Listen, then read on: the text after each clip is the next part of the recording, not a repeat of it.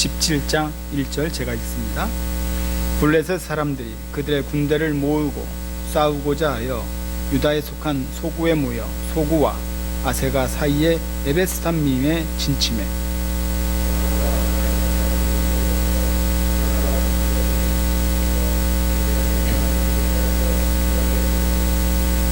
블레셋 사람들은 이쪽 산에 섰고 이스라엘은 저쪽 산에 섰고 그 사이에는 골짜기가 있었더라.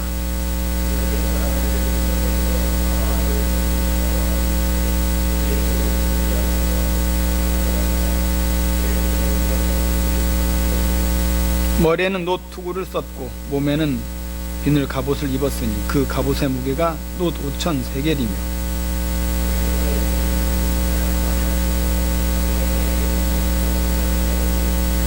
그 창 자루는 배틀채 같고 창날은 철 600세겔이며 방패든 자가 앞서 행하더라.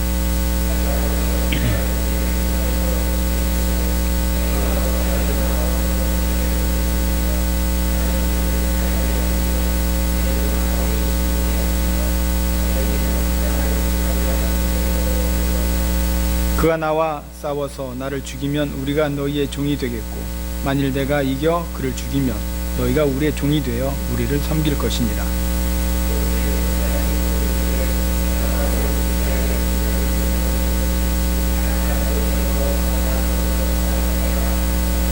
사울과 온 이스라엘이 블레셋 사람의 이 말을 듣고 놀라 크게 두려워하니라. 아멘. 현대인들이 가장 많이 앓고 있는 병은 우울증입니다. 우울증으로 인해서 낮은 자존감이 생기고 그 자존감이 우리를 멀리 보내죠. 교통사고로 죽는 사람보다 자살로 죽는 사람이 더 많은 것이 오늘의 현실입니다. 왜 사람들은 쉽게 목숨을 내어놓을까요? 앞에서 설명한 것처럼 여러 이유가 있겠지만 또 다른 이유가 있다면 자기 스스로 내세울 만한 것이 없기 때문이 아닐까요? 자랑스럽게 무엇 하나 내놓을 것이 없다 보니 위축이 되고 또 사람들과의 관계를 만들어가는 것이 어렵지 않나 생각합니다. 아무래도 자신감이 없으면 스스로의 삶이 상실이 되죠. 그로 말미암아 위기가 찾아오고 의기소침해지고 삶의 어떤 의미를 알지를 못합니다. 반면에 나 자신이 믿을 만한 특기나 재능, 즉 자랑할 거리가 있다면 늘 삶은 희망적이고 희락을 느끼지요. 그렇지만 이 자랑할 만한 것, 내세울 만한 것이 꼭 있다고 해서 늘 자신의 인생을 전적으로 책임지지는 못합니다. 때로는 이 내세울 만한 자랑거리가 나를 힘들게 하기도 하고 상대방에게 상처를 주기도 하죠. 자, 이런 경험을 우리는 한 번쯤 다 해보았을 것이라 생각합니다. 오늘 함께 읽은 본문은 우리의 자랑을 하나님 앞에 어떻게 쓰임받도록 해야 하는지 대표적으로 보여주는 이야기죠. 다윗과 골리앗 이야기를 모르는 분은 없습니다. 저 세상 사람들도 다윗과 골리앗 이야기는 너무나 잘 알고 있죠. 성경에 나오는지 나오지 않는지 분별하지 못할지라도 이 다윗과 골리앗 이야기는 누구보다도 잘 압니다. 게임이 되지 않을 때에 이 다윗과 골리앗으로 비유를 하죠. 다윗과 골리앗 싸움이 되겠구나. 다윗과 골리앗 이야기가 성경에 나오는 그런 이야기인 채도 모르게 저들은 속삭입니다. 그럼 왜 이 이야기를 사람들이 입에서 입으로 전달하는 것일까요? 그것은 작은 소년이 큰 거인을 물리친 무용담이기 때문에 어떤 긍정적인 사고방식을 가지고 있으면 불가능한 것은 없다라고 하는 메시지를 담고 있기 때문일까요? 물론 그리 생각할 수도 있습니다. 그러나 오늘 저와 함께 다른 각도에서 이 부분을 보고자 합니다. 사울 이 시대에는 청동기 문명의 시대였어요. 그러나 이 블레셋은 철기 문명을 가지고 올라온 해양 민족이었습니다. 즉, 이 이스라엘과 블레셋의 이 전쟁은 청동기와 철기의 그런 싸움인 셈이죠. 그러나 결국 청동기 시대가 철기 시대를 이기게 된 겁니다. 그래서 사람들은 이 이야기를 즐겨하고 있는 거죠. 그런데 사람들이 모르는 것이 있어요. 여러분, 왜 블레셋과 이스라엘의 이 전쟁 속에서 골리앗이 등장하냐 이거죠. 성경에 수많은 전쟁의 이야기가 등장을 합니다. 그러나 상대편의 장수에 대해서 또 아군의 장수에 대해서 디테일하게 설명하기도 하지만 그리 많지는 않죠. 이 골리앗 어느 시대에나 나올 수 있을 만한 그런 인물이에요. 그리고 이 다윗의 소년 시절 사울이 주도하는 이 전쟁에서 그 거인 골리앗이 나와야 하는 이유가 무엇이겠습니까? 먼저 결론부터 말씀을 드리면 이 전쟁에서 골리앗이 등장하는 이유는 하나님께서 사울의 길을 꺾기 위함이었어요. 이 키가 큰 이 골리앗을 이 전쟁터에서 내몰게 하신 것은 하나님의 뜻이 계셨던 거죠. 먼저 오늘 등장하는 이 골리앗 특징이 무엇입니까? 그는 구척 장신이라고 소개되어 있어요. 2m 70cm입니다. 엄청난 거구죠. 현존하고 있는 세상 사람들 가운데 가장 키가 큰 사람이 2m 50이라고 하니 그 사람보다 20cm가 더 큰 거구한 그 골격을 갖춘 이가 바로 이 골리앗이에요. 이 골리앗이 키만 컸겠습니까? 체구도 엄청납니다. 이 골리앗이 크다라고 하는 이유 때문에 이 전쟁이 관심을 받고 있는 거죠. 왜냐하면 이 골리앗을 상대한 다윗이 작다라고 하는 것 때문입니다. 작은 소년 다윗과 거인 골리앗. 그래서 하나님은 작은 다윗의 위대함을 보여주기 위해서 큰 골리앗을 쓰신 것처럼 우리가 보는 것이 보편적인 성경의 사고지요. 그러나 이와는 반대로 큰 골리앗을 쓰신 이유가 키가 큰 사울 때문이라면 달라집니다. 성경에서 사울 왕은 키가 큰 자에 속했어요. 이 전쟁은 다윗과 그리고 골리앗 싸움이 아니라 하나님이 사울과 싸워서 이기는 그런 전쟁이라고 하는 것입니다. 이렇게 접근해 보면 우리의 생각은 달라지는 거죠. 우리는 흔히 다윗과 골리앗 싸움이라고만 생각하지만 다른 한편에서 바로 하나님이 사울과 싸우는 전쟁이라고 하는 것입니다. 이 전쟁에서 우리가 공통점은 무엇이에요? 키가 큰 사람들이 많이 모여 있다라고 하는 것이에요. 사울은 다른 사람보다 어깨 위가 더 크다라고 이야기하고 있어요. 그리고 전쟁터에 나온 다윗의 형들 봅시다. 큰형인 엘리압도 큰 장수였어요. 둘째인 아미나답, 셋째인 삼마도 키가 골격이 큰 장수였어요.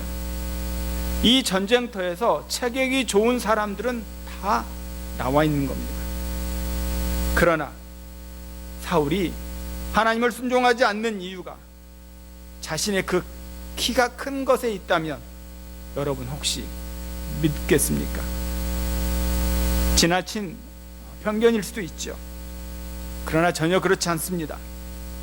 사울은 이 블레셋과의 전쟁을 위해서 키가 큰 장대한 체구를 가진 사람들을 다 모였다라고 하는 것이에요. 이 전쟁의 승리의 조건은 무엇이다? 체격 좋은 사람이라는 것이에요. 사울은 키가 크고 힘센 사람을 다 모이게 했습니다. 즉 이 전쟁에서 필요한 것이 사울에게는 키가 크고 힘이 센 사람이라고 하는 것이에요. 창과 칼이었습니다. 왜냐하면 상대편 진영에 키가 큰 골리앗이 있었기 때문이에요. 맞서서 싸우려면 어떻게 대등해야 합니다. 그래야 한번 덤빌 수가 있죠. 그러나 처음부터 게임이 되지 않는다 했을 때 우리는 바로 꼬리를 내립니다. 사울은 이 전쟁터에 키가 크고 건장한 체격을 가진 장수들을 모았다라고 하는 사실이에요. 그러나 성경은 이야기합니다. 이스라엘의 전쟁은 언제나 창과 칼에 속한 것이 아니라 하나님께 속한 것이라고. 전쟁은 하나님께 속한 것입니다. 우리는 지금 살면서 어찌 보면 세상과 전쟁하고 있어요. 이 세상과의 전쟁에서 우리가 승리하기 위해서는 하나님께 속해 있어야 된다고 하는 사실입니다. 사울은 하나님의 능력 대신에 창과 칼의 능력에 의지한 것이죠. 사람에게 의지한 것입니다. 둘째로 골리앗의 특징은 무엇입니까? 비웃었다라고 하는 것이에요. 이스라엘의 주인이신 하나님을 이 골리앗이 비웃었습니다. 소년 다윗이 뭐라고 이야기합니까? 골리앗에게 내가 만군의 여호와의 이름 곧 내가 모욕하는 이스라엘 군대의 하나님의 이름으로 너에게 가노라. 자, 왜 하나님이 골리앗이라고 하는 거인을 사울 앞에 내놓았습니까? 그것은 사울이 자기가 키가 크다라고 자랑하고 있었기 때문이에요. 하나님이 키가 큰 사울 앞에 자기보다 더 큰 골리앗을 보내셔서 사울의 길을 꺾어 놓게 하는 겁니다. 사울은 전쟁을 하려면 키가 큰 사람이 낫다라고 생각했던 것이죠. 그런데 정말 자기보다 더 큰 골리앗이 나왔으니 사울은 그만 키가 꺾이고 말았던 겁니다. 하나님 사랑하는 성도 여러분, 사울은 하나님이 능력이 되시고 자랑거리가 되고 힘이 되어야 하는데 키와 창과 갑옷이 힘이 된다라고 믿었던 것이에요. 우리도 하나님이 능력이 되고 자랑거리가 되고 힘이 되어야 되는데 예수 믿는 사람인 우리조차도 명예와 돈과 학식이 자랑거리가 되고 힘이 되고 있지는 않습니까? 그러한 것들이 우리 삶에 굉장히 소중하죠. 물질도 필요하고 명예도 필요하고 학식도 필요하지만 그것은 하나님 편에서 전부의 조건이 되어서는 안 됩니다. 우리가 분명히 알아야 할 것은 돈과 학식과 명예를 자랑하는 신앙인들은 자신보다도 더 많은 학식과 명예와 힘을 가지고 있는 골리앗을 만난다라고 하는 사실이에요. 자기보다 공부 더 잘하는 골리앗을 만나고 그에게 멸시를 당할 것입니다. 이렇게 되면 세상 사람들이 뭐라고 해요? 자, 예수 안 믿어도 돈만 잘 버는데 떵떵거리면 잘 사는데 도대체 왜 하나님이 필요할까? 라고 비웃을 겁니다. 골리앗이 이처럼 이스라엘에게 비웃었던 것이죠. 하나님을 의지하고 사는 이 이스라엘 백성들이 왕의 통치를 받고 있는 저 사람들이 잘 살고 있는 것을 보아 하나님께 왕을 요구했던 거 아닙니까? 다른 이웃하고 있는 나라가 왕을 뽑아서 왕으로 하여금 통치하게 하니 더 좋아 보였기에 이스라엘 백성들이 하나님께 왕을 요구한 것이죠. 그래서 하나님은 초대 왕으로 사울을 선택했던 것입니다. 그런데 이 사울이 왕이 되어서 백성들과 한 게 무엇이에요? 그저 자신의 나라를 더 강하게 만들기 위해서 다른 나라를 정복하려고 했던 것입니다. 나라에 힘이 많고 키가 큰 장정들을 모으는 일에 집중했던 것이죠. 우리가 힘써 해야 할 일은 세상처럼 되는 것이 아니죠. 우리 공부하는 자녀들이 공부하는 이유가 남보다 더 빨리 더 높은 자리에 올라가는 것이라면 분명 골리앗을 만나서 패하게 될 것입니다. 하나님은 전쟁터에서 전쟁이라고 알지 못하는 그저 소년 다윗을 통해서 승리케 하셨어요. 키 큰 사람들만 모여있는 그곳에 키 작은 다윗을 보내셔서 그들을 부끄럽게 했던 것입니다. 오직 하나님만 의지하는 다윗, 그 다윗을 내세우셔서 수많은 사람들을 부끄럽게 하셨던 것이죠. 하나님은 다윗을 통해서 사울을 부끄럽게 만들었던 것입니다. 그래서 이 작은 다윗을 통해서 골리앗 앞에 보기 좋게 내세우신 것이죠. 하나님은 사울과 싸우고 계십니다. 하나님은 블레셋과 싸우는 것이 아니라 인간 사울을 꺾기 위해서 싸우고 있는 것이죠. 여러분, 세상을 의지하는 힘과 키와 창과 칼을 기대지 마십시오. 우리 모두는 하나님만 의지해야 합니다. 자, 그렇다면 우리는 무엇을 자랑하시겠습니까?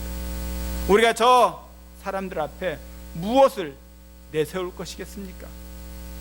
먼저 우리는 나 자신이 하나님의 소유된 백성임을 자랑해야 할 것입니다.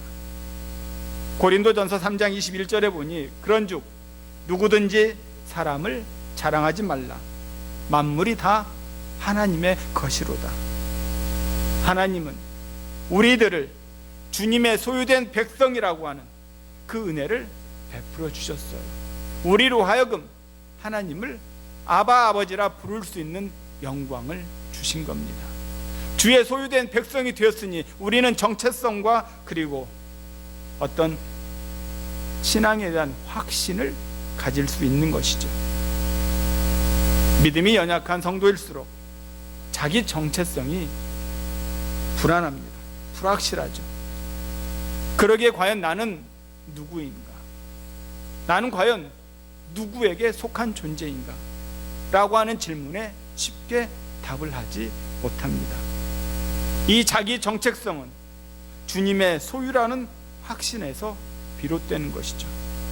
저와 여러분이 내세울 것은 바로 주님의 소유된 백성임을 나타낼 수 있기를 주의 이름으로 축원합니다.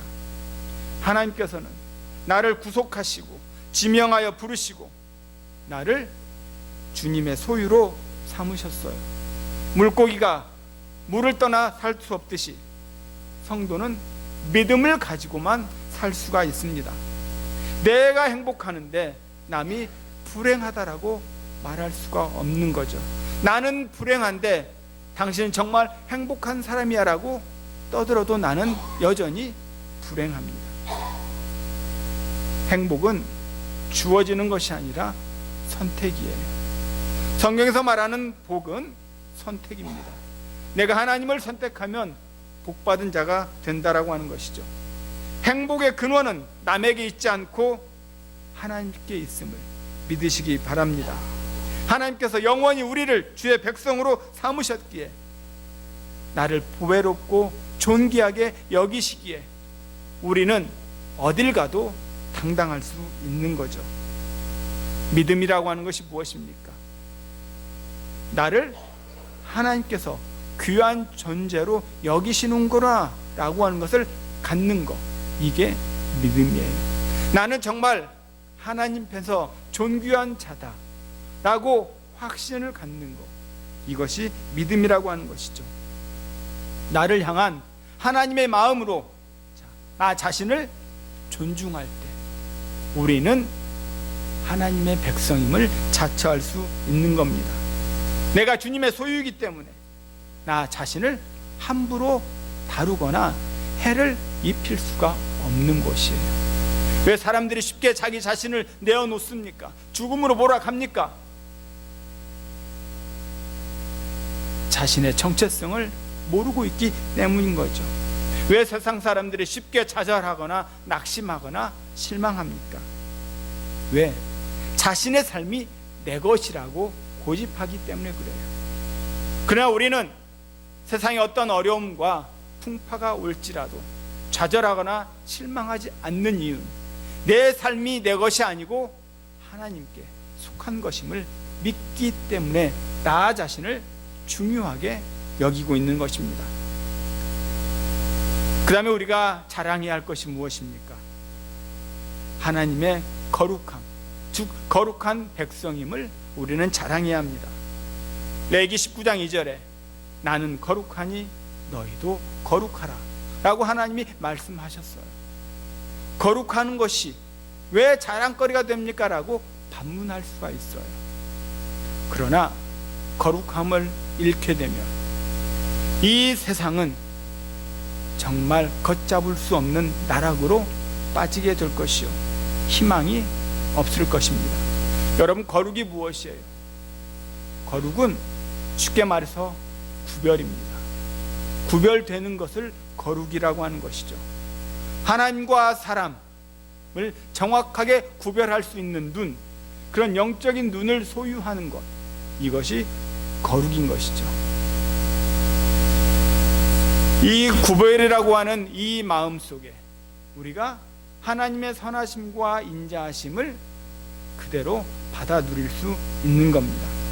거룩이라고 하는 옷을 우리가 입을 때에 우리는 세상의 더러운 욕망과 그리고 가치 없는 것들을 물리칠 수가 있는 거죠.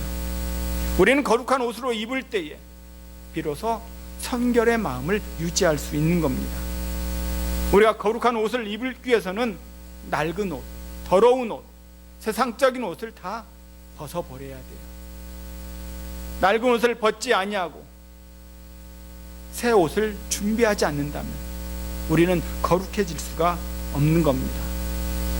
우리는 하나님이 우리에게 옷을 입혀주셨어요. 세상의 옷은 또 벗겨집니다. 그러나 하나님의 의의 옷, 거룩한 옷을 입혀준 이상 그 누구도 우리의 의의 옷을 벗길 자는 이 세상에 아무도 없습니다.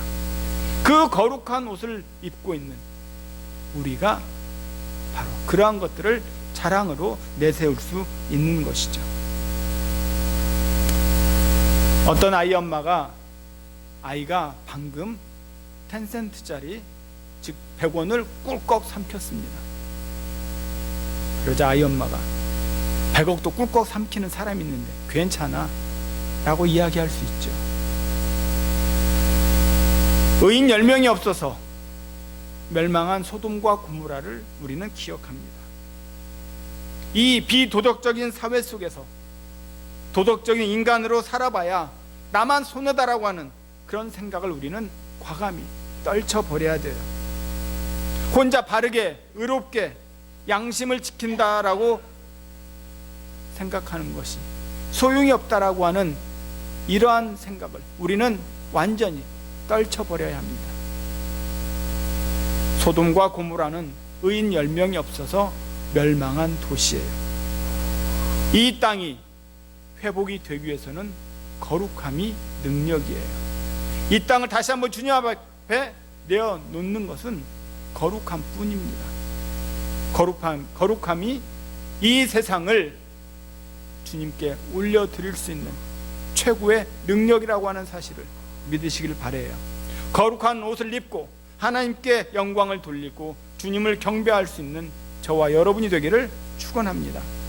그리고 우리는 무엇을 자랑해야 합니까? 교회에 헌신하고 있음을 자랑해야 돼요. 가장 복 중의 복은 주의 일에 헌신하는 것입니다. 사회인들과 친구들과 어울리는 것보다 주의 일에 헌신하는 것이 가장 소중하고 중요한 것이라는 거죠. 주님의 일, 얼마나 거룩하고 값어치 있는 일이십니까? 주님이 우리에게 그 일을 맡긴다라고 하는 사실만 봐도 얼마나 우리는 흥분에 찹니까? 나 같은 부족한 종에게도 이러한 주의 일을 맡긴 거에 대해서 우리는 그저 감사할 따름이죠. 주의 일, 그 일을 헌신하고 감당하는 것을 여러분, 우리는 자랑으로 내세워야 합니다. 직분을 받고 주님의 그 영광스러운 일을 감당할 수 있다라고 하는 것만큼이나 더 존귀한 일이 어디 있겠습니까? 오늘 이 사울과 이 골리앗의 이야기는 어찌 보면 우리의 이야기가 될 수가 있어요. 내가 과연 내세우는 것이 무엇인지, 사울처럼 키가 큰 것을, 장대한 체구를 자랑으로 삼고 있지는 않은지, 행여나 물질이 또는 나의 자녀가, 나의 학식이, 나의 명예가 내가 내세울 만한 것으로 쥐어 잡고 있지는 않은지, 그러한 것들이 우리 삶의 변화를 바꿔놓지는 않습니다.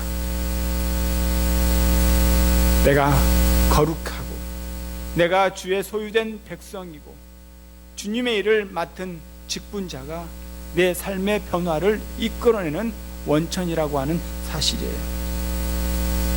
하나님이 사울의 길을 꺾기 위해서 키가 큰 골리앗을 보내셨습니다.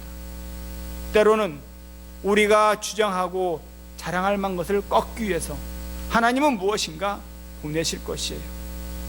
그럴 때에 우리는 하나님 앞에 불평하기보다는 내가 꺾어야 되고 넘어져야 되고 내려놓을 것이 무엇인가지 볼 수 있는 그러한 시야로 들여다볼 수 있기를 바랍니다. 주님의 백성, 거룩함, 그리고 헌신, 이것이 나를 변화시키는 삶의 근원인 셈이죠. 예수 그리스도가 우리의 자랑이 되어야 합니다. 우리는 예수 그리스도 안에서 기쁨을 누려야 합니다. 예수 그리스도가 우리 삶의 모델이 되어야 합니다. 우리가 즐거워하거나 애통하거나 슬퍼하는 것도 그리스도와의 관계 속에서 이루어져야만 하는 것이에요. 예수 그리스도 없이 기쁜 거 의미가 없습니다. 예수 그리스도 없이 성공하는 건 아무런 의미가 없어요. 예수님이 함께 하시고 예수님께서 함께 하시니까 슬퍼도 기뻐도 그것이 우리의 바른 믿음의 삶의 근거가 되어야 될 줄로 믿습니다. 예전에 좋던 것이 그리스도 때문에 매력이 없어지고, 예전에 우리에게 슬픔과 고통을 주던 것들이 예수 그리스도 때문에 기쁨과 감사의 제목으로 바뀌어야 합니다. 오직 예수 그리스도 때문에 우리는 생명과 구원과 삶의 의미를 발견해 나가는 것이죠. 오늘 사울이 자랑하고 있는 자신의 신체적인 조건들, 그러나 하나님은 골리앗을 내세웠습니다. 이 골리앗 같은 이 세상에 우리가 맞서서 싸울 것은 오직 예수 그리스도 그분만이라고 하는 거죠.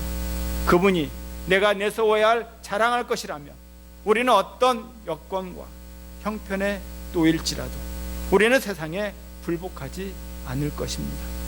왜?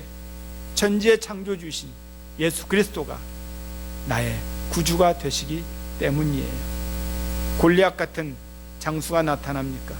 주님, 내가 가지고 있는 거 다 내려놓고 예수님을 내세우고 그리스도 그 이름을 더 높이면서 나아갈 때에 우리에게는 아름다운 삶의 승리가 보장될 것입니다. 삶의 변화는 바로 주의 백성 거룩이요 헌신입니다.